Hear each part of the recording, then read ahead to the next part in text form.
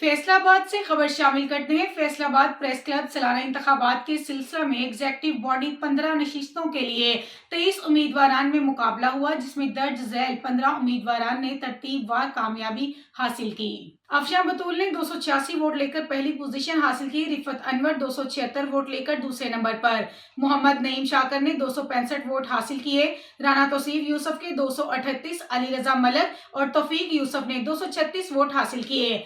राना हिना जमील ने 233, नादर मान 231, राना मोहसिन फारूक 220, सलीम राजपूत 212, शाहद महमूद 211, राना अदरीस 202, कमाल भट्ट 190, अरशद अंसारी 168 जबकि सईद ताहर 151 वोट हासिल करके कामयाब करार पाए।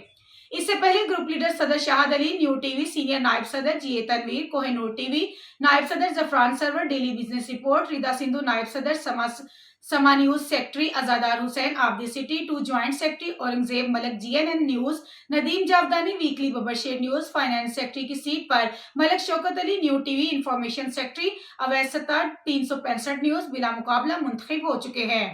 आज प्रेस क्लब में सारा दिन गहमा गहमी रही। कौंसल मेंबरान ने भरपूर शिरकत की। इंतखाबात पुरअमन तौर पर मुनक्कद हुए। मुअज़्ज़ज़ीन, शहर ताजर तंजीमों, वुकला हजरात जिले इंतजामिया पर पुरअमन इलेक्शन देखने के लिए प्रेस क्लब में तशरीफ लाए। उन्होंने शफाफ इलेक्शन को सराहा और उम्मीद जाहिर की कि नई इंतजामिया सहाफियों की बेहतरीन के लिए भरपूर जद्दोजहद करेंगे।